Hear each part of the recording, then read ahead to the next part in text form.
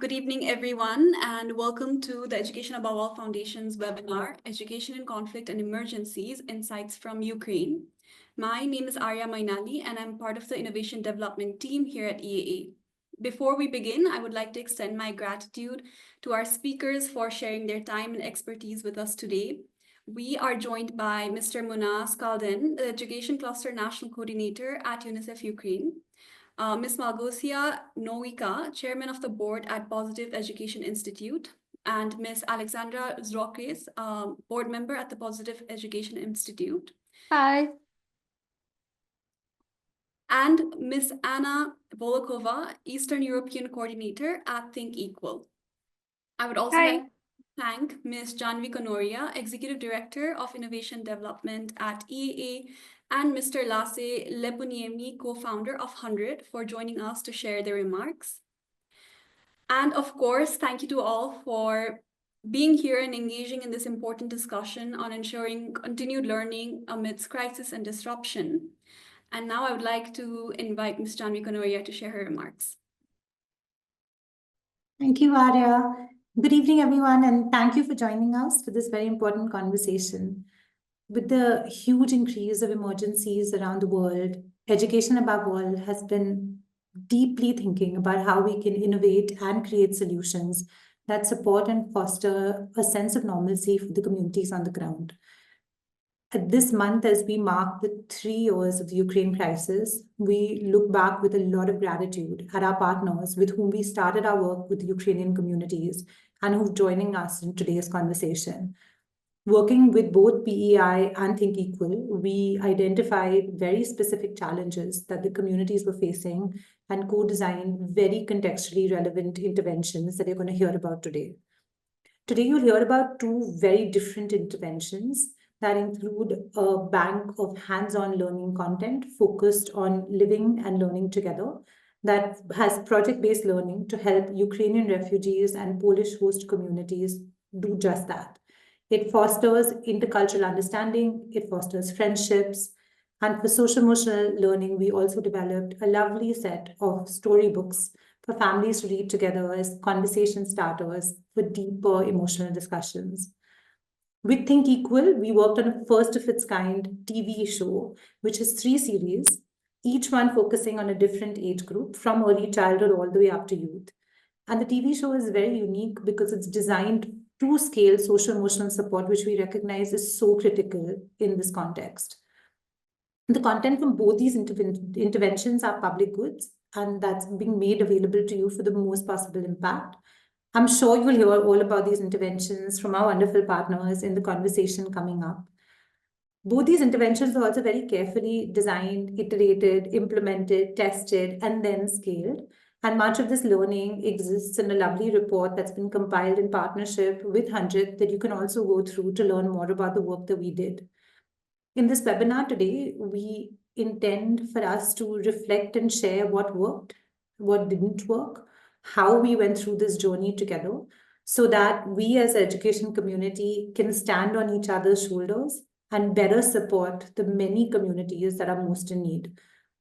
I really encourage you all today to participate. There will be a question answer session, access our materials. There will be links posted for all of it, and reach out to all our partners on the webinar. We will also make sure that you have contacts so that you can reach them.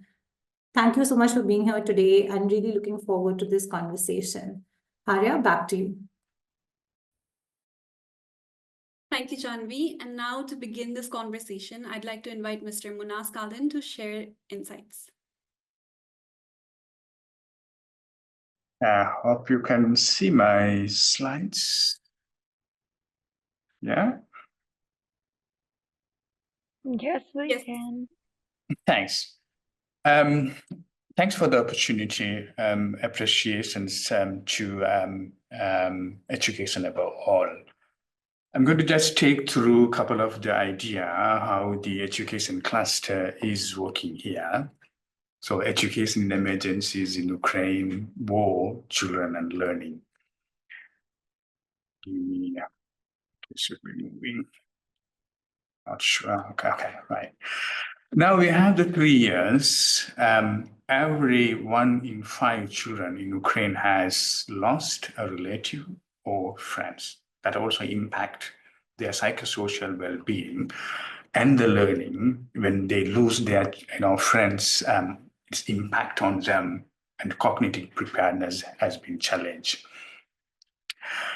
Education in Ukraine, the broader context is started with these Russian occupations in 24 February 2022.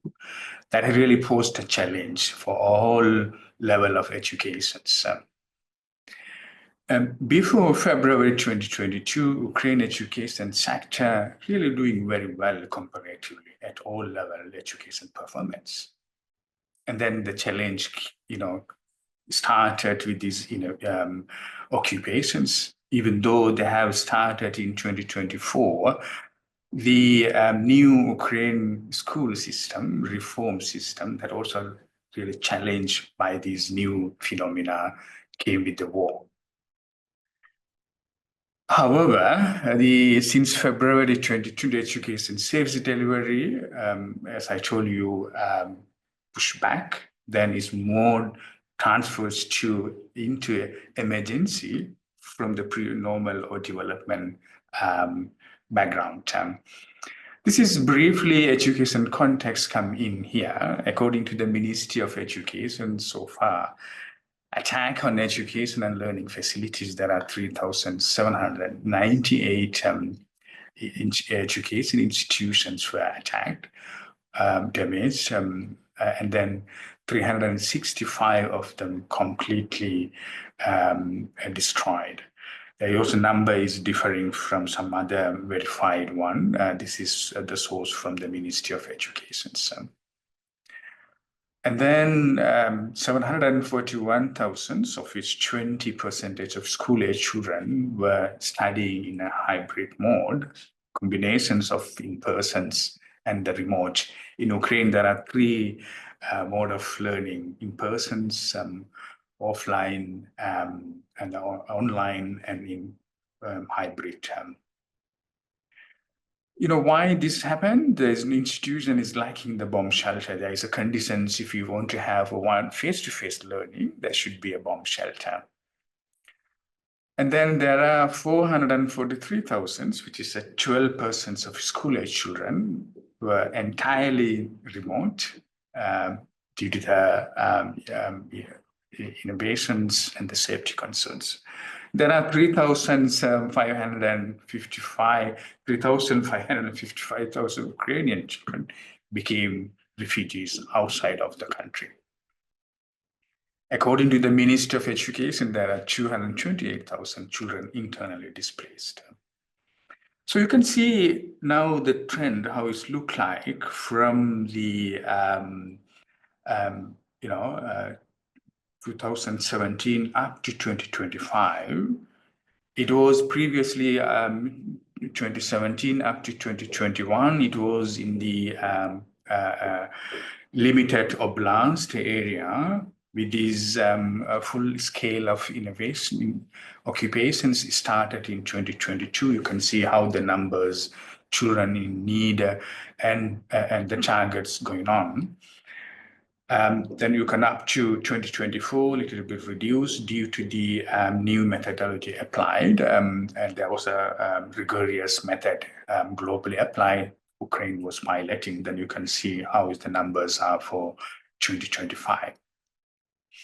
This is in brief. You can see the severity of the need, mostly on the occupied territories, and the frontline oblasts are heavily under a threat of learning, and children on a daily basis are facing difficulties to continue their educations. This is in brief.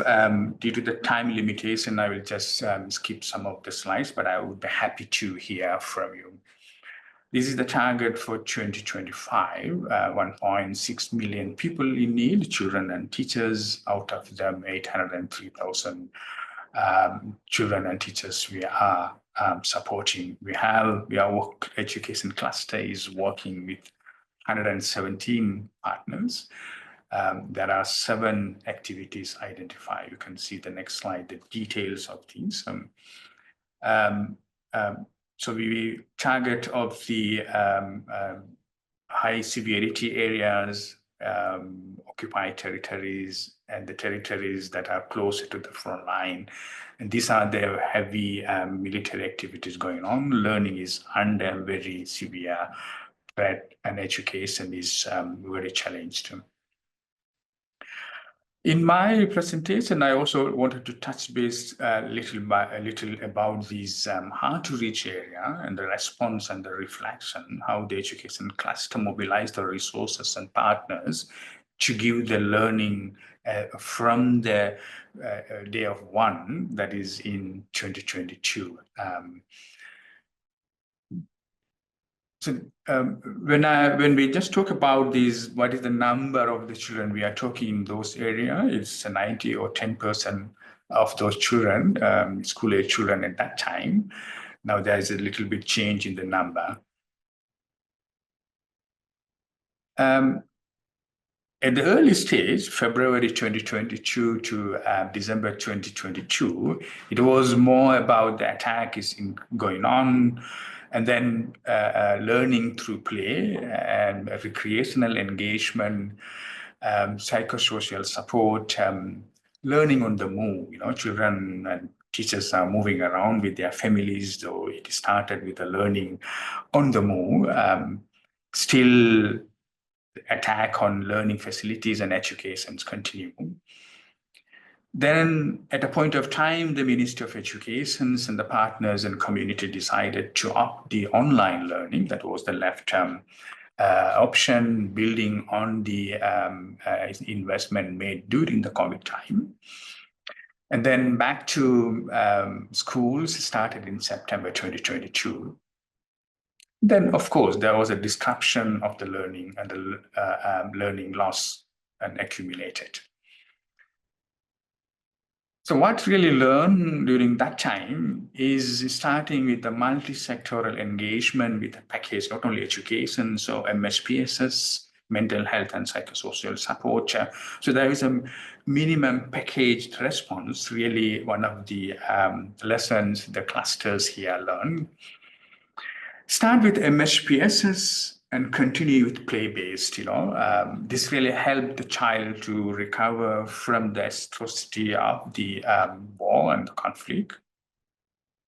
Play-based numeracy and literacy, participatory learning assessment through child-friendly methods, community-based life-saving learning, and there was a hub, the overall oblast displaced to another place, so there was a hub. Children are coming in one place, started learning. And there are a lot of more. I would be happy if there is a more specific questions to get to. I'm not sure I'm taking more time, but you can really stop me. I'm not seeing you, but please make a noise, then I will stop here. Since 2023 to 2025, there is a little bit different modality we applied. Even though those all what I talk in 2022 or what we were implementing and encouraging partners in 2022 continues, but there was a new approach we have added. These evacuations started and we were supporting them learning of the children. You can see the important part is catch-up educations.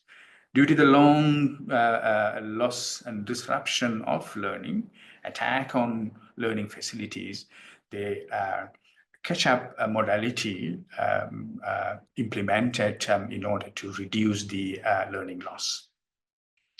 Then it's lately started the rehabilitation of schools, and then, of course, establishment of safe bomb shelters at the schools. That is one of the conditions. If the learning face-to-face start, there should be a safe bomb shelter. And then teacher professional development. What is going to be next? There's a lot of things are going on now.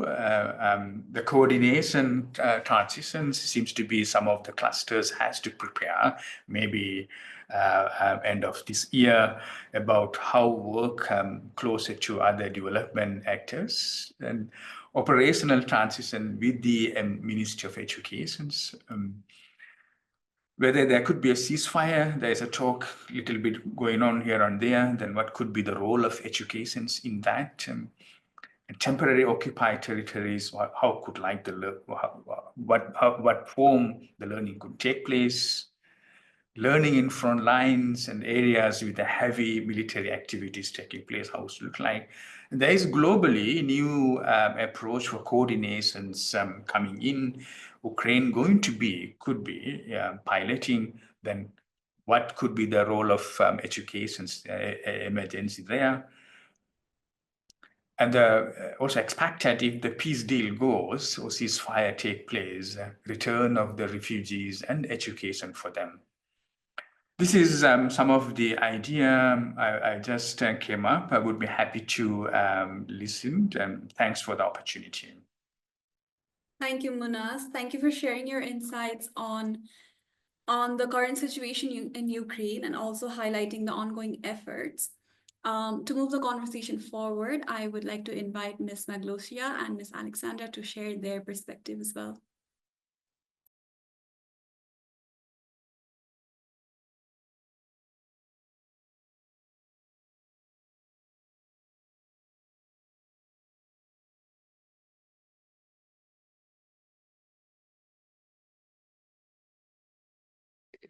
Hi, also sorry, I was working on sharing my screen. I hope everything is fine and everyone sees everything. So so we will be brief so that we go along with the time. Positive Education Institute is an organization. If you don't know us, we are based in Poland and we've been working since 2014 on the turning possibilities for kids in education, but also for youth and for adults. And what we mainly focus on is mental health, but also working with different minorities in schools so that they can catch up and that they have equal opportunities.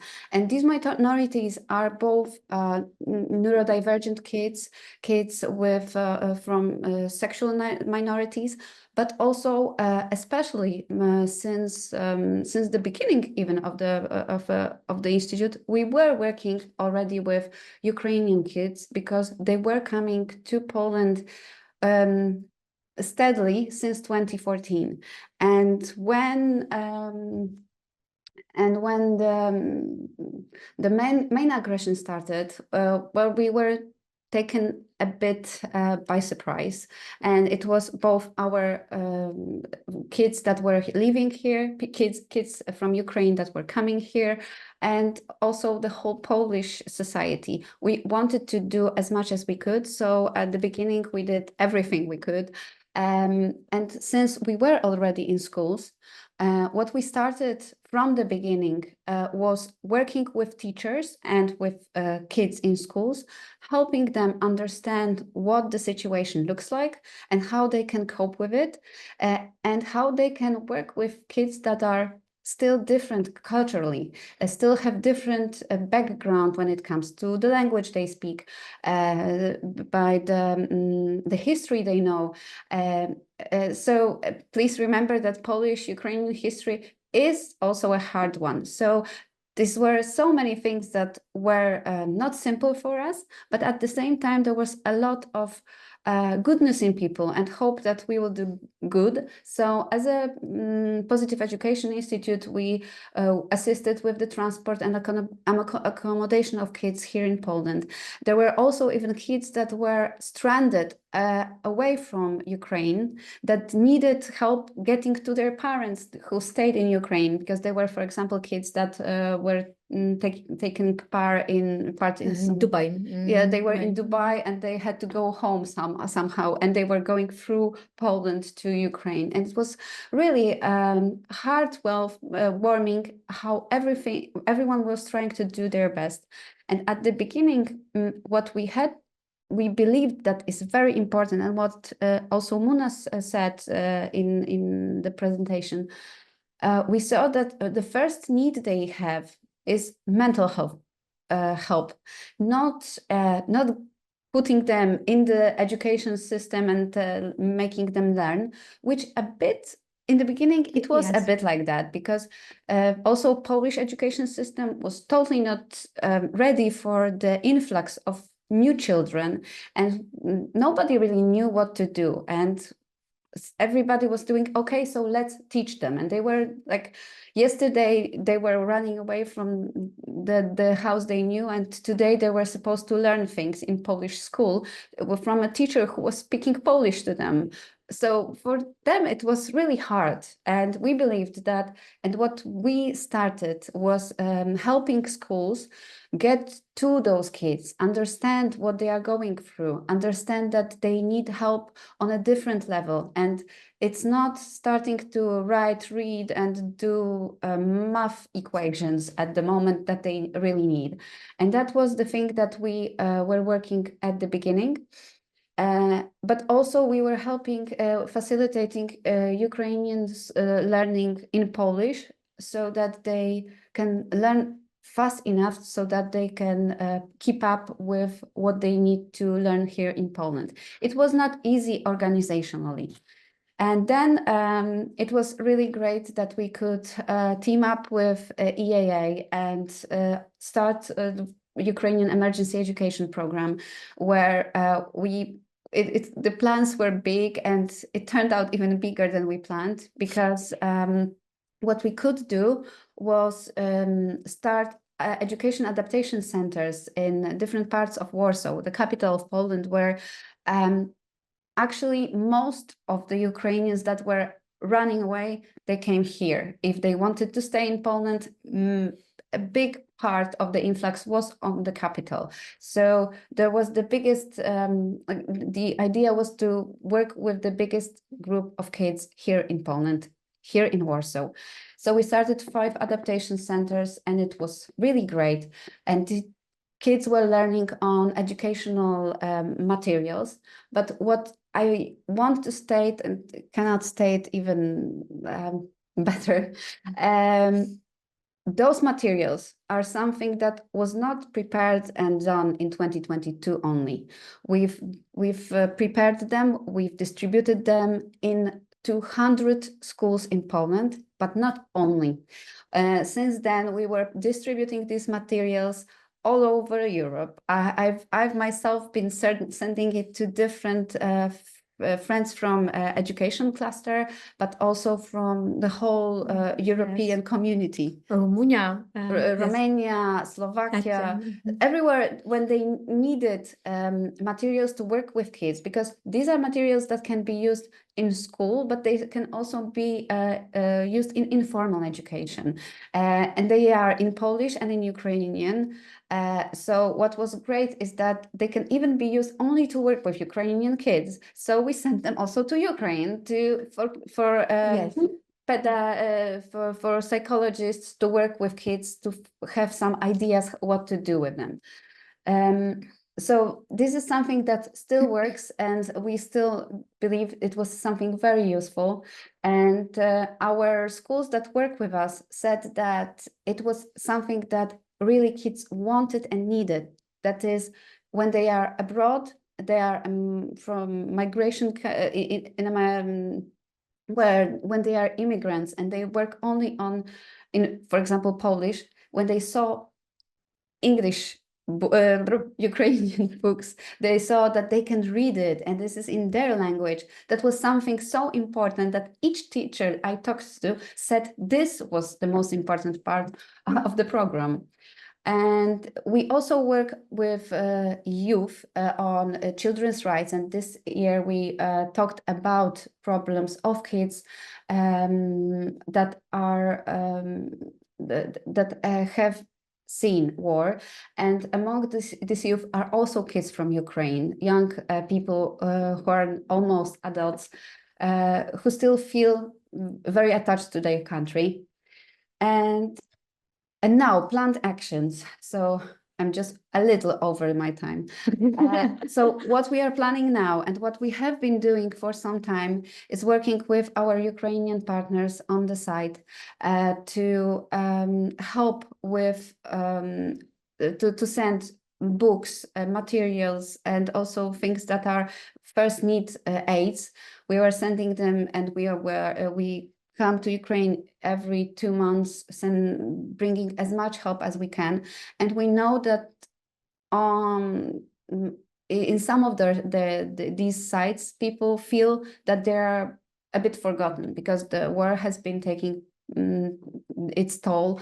It's been 3 years, and everybody got, for example, in Poland, we got used to the fact that we have war on our eastern border, but we try to still make people remember that we have to help, we have to change things, especially when it comes to kids, and now especially when it comes to really small kids, because those kids under 3 years old, they then don't have much help.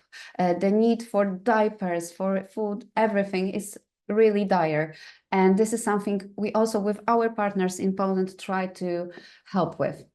And now what we want to do for education in Ukraine with our new program is creating safe spaces.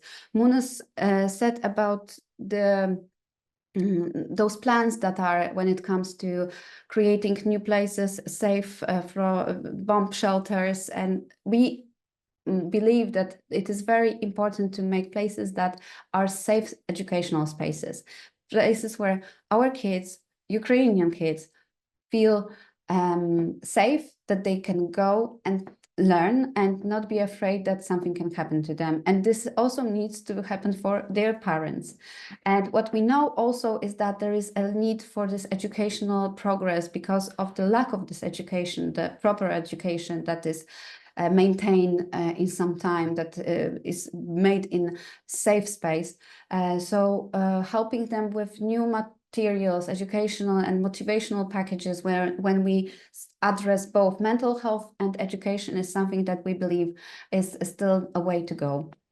And yeah, and To już może do ostatniego przejdź. and for to end with our friend from Ukraine, Andriy, who wanted to say a few words for all of you taking part in the webinar. I hope you can hear them. So please, Arya, can you just say okay if you hear it, okay? Thanks. Добрый день, меня зовут Yeah, we hear Иван, it. я руководитель фонда Донор Одесса, Украина. Хочу поблагодарить сегодня наших польских друзей из фонда Институт позитивного образования, Малгожата и всех ребят, которые ей помогают, за ту помощь, которую они нам оказывают. А помощь их в основном направлена на наших детей, на украинских детей, которые больше всего страдают от этой войны.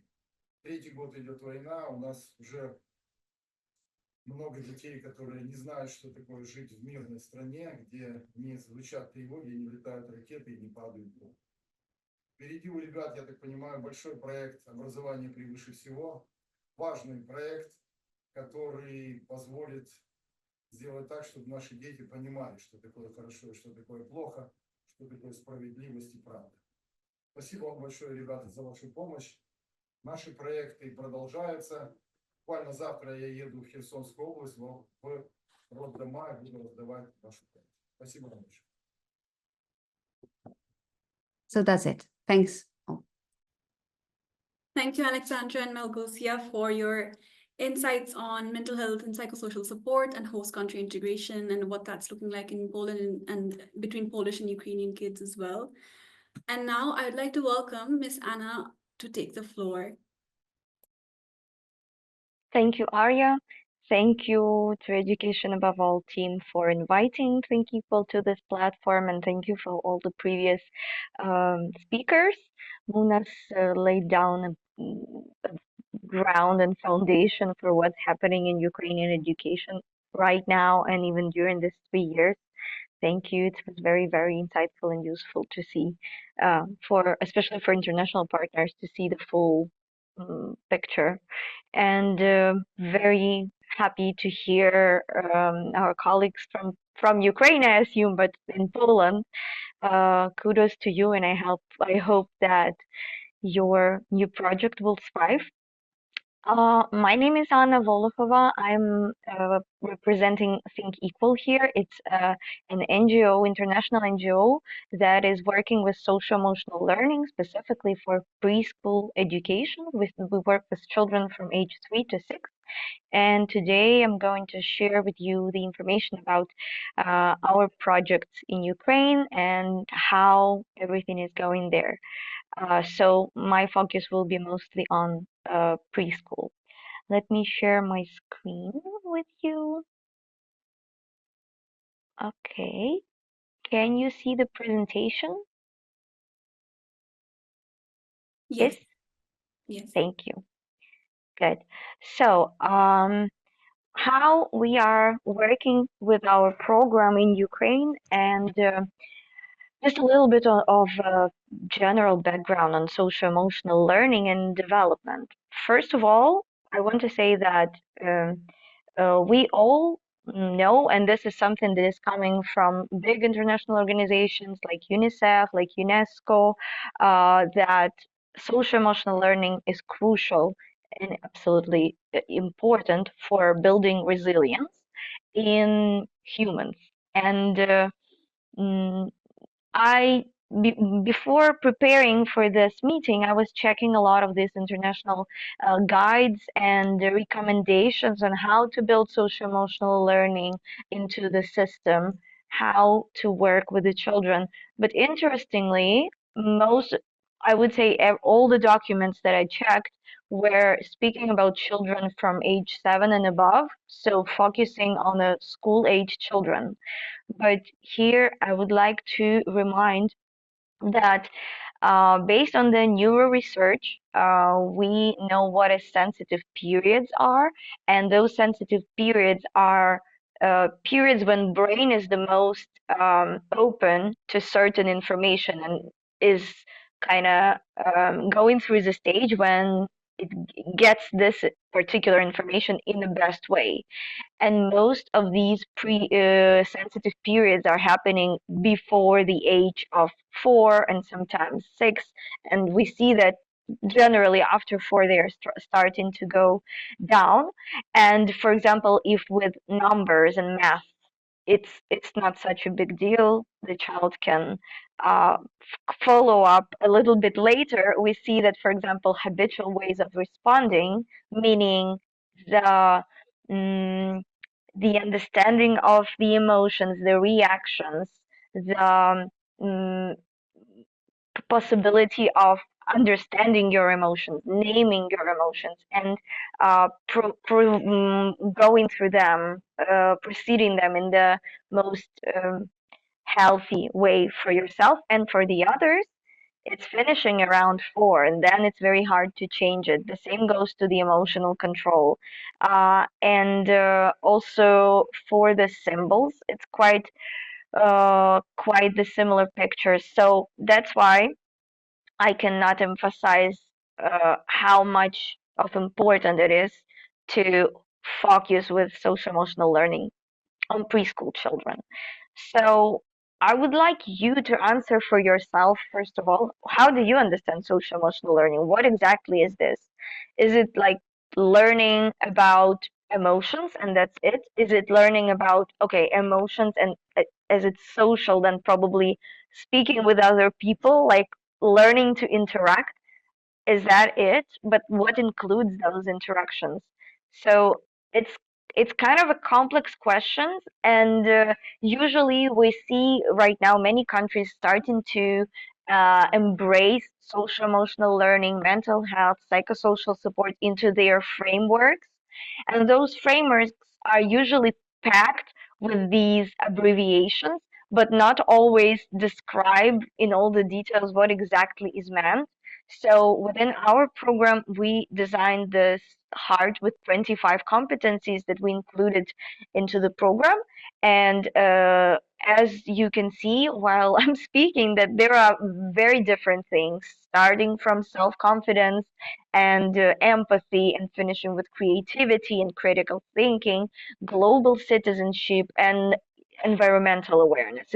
It's a list of very different topics, but all of them are based on respect towards yourself and towards others, and care for yourself and for others. So this is like the core of the program. And I would like to say a little bit in more details how the program works, and then I will come into the practical side of how it works in Ukraine right now. So, Think Equal is a program with it starts with a digital training for teachers.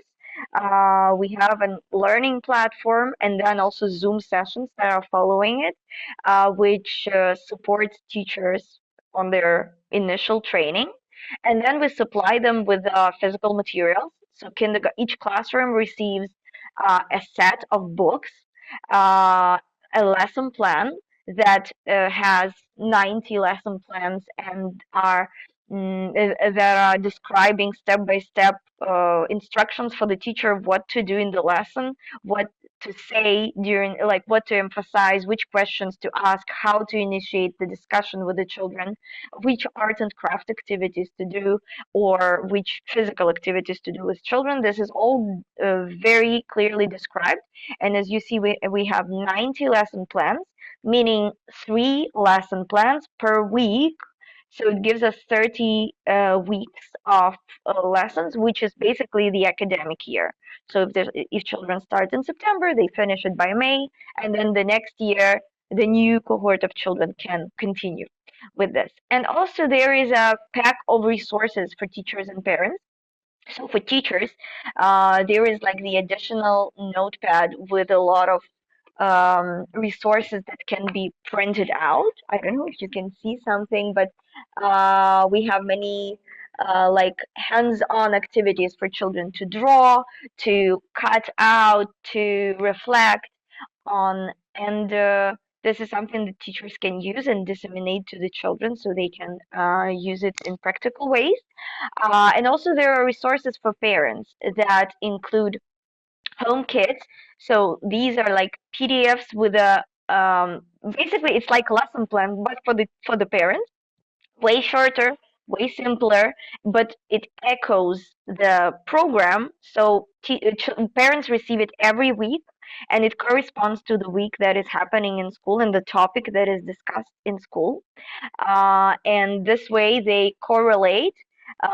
We found this model very extremely helpful because this way we grow the community. We do not work only with teachers and children. We also involve parents into the program. So they start to ask questions to the teachers like, "Oh, my child came today and taught me how to breathe," and teachers start to explain what's happening in the classroom. So this way, also the internal communities are being strengthened and being grown. They are growing, they're building, they learn a lot of new things about each other. Not only children, but also parents and teachers. And also another component is the videos that Think Equal created under support of Education Above All.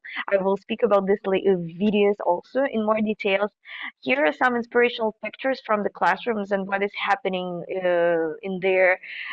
So we try to use as much hands-on learning as possible through some physical activities with the children. So, for example, here they are all standing and using the thread to connect with each other and to see how much they're connected. They are initially just saying their name and passing the thread to someone else. And then they try to move with this net and see how everything is connected and how you are part of something bigger. And also you can see some like self-awareness um, self-awareness exercises when they name something that they like about themselves and also about each other, and some equality lessons that learn them that everyone is equal no matter what skin color, skin shade you have, or what part of the world are you from, or what religion are you from. It all doesn't matter. We are all human beings and we need to be respectful and careful towards each other. And so these competencies from the heart, there are 25 of them. They are spread equally through the program through 30 weeks. They repeat themselves, and this way, children are learning them gradually, and also the understanding becomes much more complex within the year because they repeat different areas of social emotional learning again and again within the program. So repetition here is also a very important learning point and support because this way children are growing their understanding and going deeper into it, and some children that didn't get it in the beginning of the year might get it in the end. So this way we try to make sure that nobody gets left. And a little bit about the impact and the videos that were done. So basically, the idea is to strengthen children's social emotional skills through the program and to also train teachers and to support teachers. Uh, it's we also provide these videos and this TV series in particular to the teachers uh, to support their mental health. This is a TV series with 10 episodes. Basically, it's a cognitive behavior therapy, which, as you might know, it's one of a very few methods that are completely approved by the psychological community globally. That like it is approved as a working practice, cognitive behavioral therapy, and basically each episode is a session of a Ukrainian. It can be a woman that left Ukraine. It can be an internally displaced person. It can be a volunteer. It can be an military, as on this screenshot. It can be literally any kind of situation. And these people share their situation with the psychologist, and they have a conversation. They are basically having a session where the psychologist is sharing their knowledge and their practical tools how to cope with this particular case. And there are different cases of anxiety, of stress, depression, um, like the inability to feel anything, different cases. And it's very useful for people to see these videos and to find themselves resonating with some of the things that's being said and getting this support through the support of that psychologist to the other person, but also the advice is so practical and simple that people can use it. So these videos are also very big help for teachers. We received a feedback that it helped them to understand themselves more, and of course, also during the program while they work with the children for 30 weeks, they continue to learn about themselves and about their emotions because it's inevitable when you teach children something, you also learn about them and about yourself. So we also engage parents into watching these videos as well and reflect if that is useful for them. And this is the way we made this as much holistic as possible, not covering only children but also parents and teachers.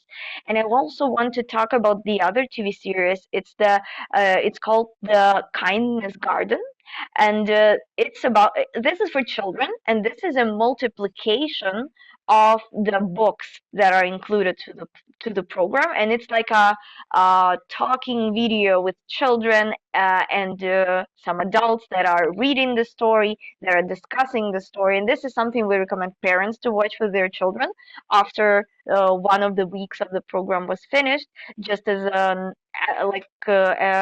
refreshing activity for the next week, and the opportunity for parents also to learn about their children more, hear their perspective, and we also received a great feedback from parents that this was helpful to learn more about children's emotions and children's um, different struggles that they see. For example, there is a video about the grandmother that passed away. There is a book about this and also the video.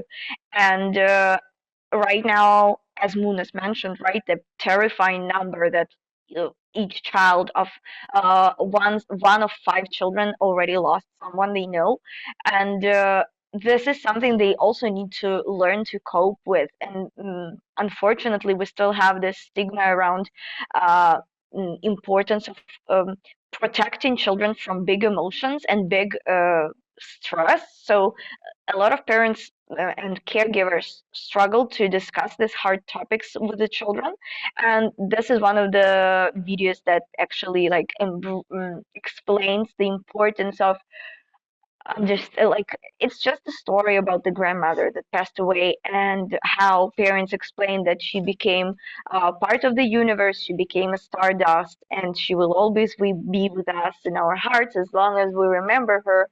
And this is something that children needs to hear and learn, and this kind of videos can help children to initiate these discussions with parents, or in opposite, parents to start initiating the discussion with children, which is very important.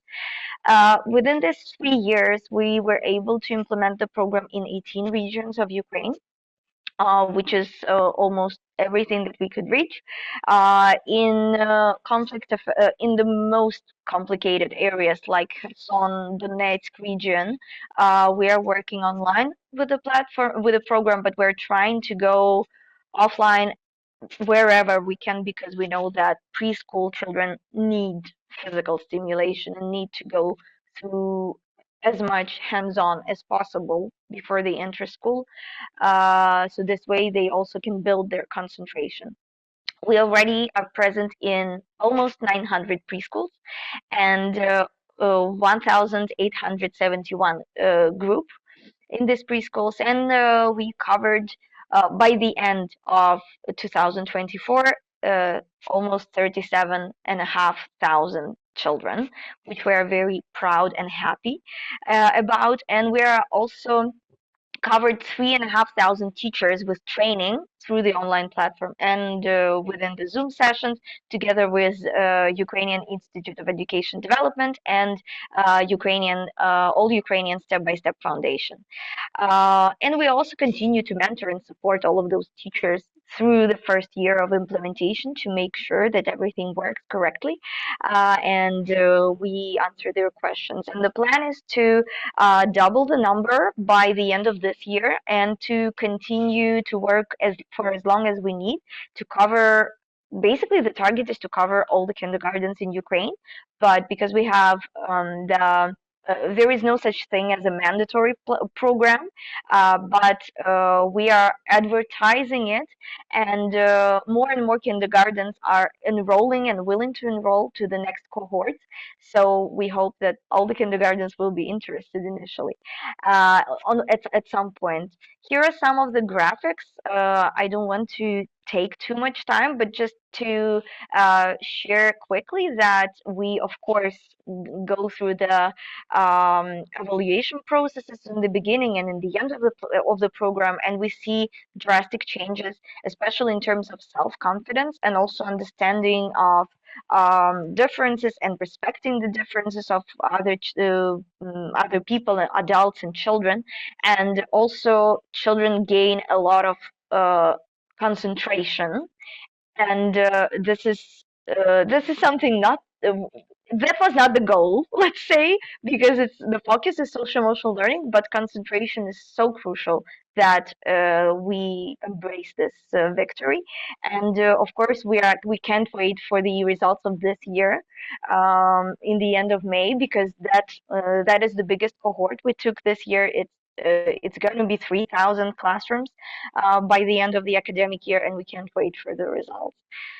Here are some of the quotes. The main feedback from the teachers is that they learned much more about themselves than they expected, and they really appreciate a step-by-step structure of the program. So whoever wants plans to do preschool education in your country, make sure that it is very clear for the teacher, and they need to think as less as possible. They want everything to be prepared for them because they are already struggling with preparing the materials and like thinking how to support children. They need to be they need to have energy for that, and we need to save their energy, and we need to provide them with the most packed and clear resources. So that's the feedback, the gratitude for that, and the advice for everyone who is interested. That's it from my side. We'll be happy to answer questions. Thank you. Thank you, Anna. In the interest of time, Aishwarya from our team has compiled all the questions in the Q&A section in the chat. So if all panelists could quickly go in there and answer some of the questions. Since we've already gone 6 minutes over time, I would now like to hand it over to Mr. Lasse from 100 to share his closing remarks. Lasse, over to you, and I'll share the screen. Thank you, Arya, and thank you everyone who has been also presenting today. When the conflicts strike, I think like the most important thing for us is to think, what does that mean to children and how we can support the learning? And when these conflicts go on for a longer period of time, we have to remember that these traumatizing events that these kids and their families are going through are something that we cannot just forget when the conflict is over. But actually, the work will only begin at that point when the things are starting to get more normal, as we have to normalize and take care of the trauma and these situations, how they are evolving with our young people. We had a great pleasure to look deeper to the work that the Positive Education Institute and Think Equal has been doing in Ukraine during the last couple of years. The article that Arya is sharing to you now is something that I would hope you to take a look at after the webinar, and hopefully you can get the link to the chat. In the report that we were publishing, we were trying to understand what kind of situations and what kind of issues were solved when the conflict began, and how rapidly these organizations were able to address the needs and demands of the situations that were coming up to them. There is a couple of things I want to highlight. First of all, when a crisis situation like this happens, and like it was mentioned already earlier today, we cannot jump into a learning situation too quickly. We have to give time for the students and for the young people to get the sense of safety again. If we are trying to make them learn too quickly, we will just block them. We will block the emotions and the things inside them. And for that reason, prioritizing the social emotional skills and competencies is extremely crucial. We have to be able to bring back the feeling and the sense of safety, and that there are safe adults around them, and then they can be opening up again. The second thing I want to point out is how people came together in the time of this crisis, and how Munas was also explaining the amount of children and students these crises are also affecting today, is that without a coordinated action where the different organizations from Ukraine and abroad will come together and focus on the needs and demands of the kids, we are not able to support them to go through these challenging times, these challenging things that they have to overcome. And while we are doing that, we should not forget the teachers and the wider community of education providers on the ground. They are experiencing and feeling exactly the same emotions and issues than these young ones. And as we are working in these conflict zones and in education emergency situations, I think the key skill for organizations like us is to be able to listen and to understand and give space and time. And it's not only an organizational thing for us, it's also something that we should allow us to do, to pause for a moment and let all of this sink in so that we can really understand what we were hearing today. Anna was providing that beautiful craft or visualization how the social emotional skills are being developed. And while Munas was also explaining that there were kids that haven't been able to live without a conflict, we have to be able to understand the sacrifice that these people have been doing, and we have to be able to support them for as long as needed.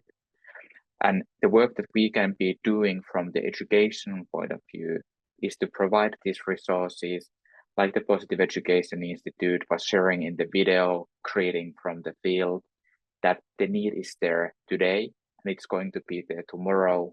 And hopefully when the ceasefire begins, the need is still there, and we have to be able to create and provide for people suffering in this context. Then my final remark is, then of course this webinar was now focusing more on Ukraine, but simultaneously I want to underline that these solutions and these ways of acting are also very effective in other education emergency situations. So please have a read the report, and if you are working in education emergency context, maybe you can find something that is helpful for you. And if you wish to have more information, please send a message to any of us, and we are happy to support. So thank you for finding the time to listen and to be present for this important webinar session that we were able to do to you today. Thank you. Thank you, Lasse, for your closing remarks. Since we've already gone over time, I would like to thank all of you for joining us in this important discussion in conflict and emergencies. I hope the insights shared by our speakers have been valuable in understanding the challenging situation and ensuring learning continues despite emergency and conflict. Before we wrap up, my colleague Ashorya has shared some resources in the chat that you might find useful. Similarly, Mr. Munas has also shared resources in the chat. Please feel free to explore them and don't hesitate to reach out if you have any questions. Once again, a sincere thank you for our speakers for their time and expertise, and to all of you for your engagement.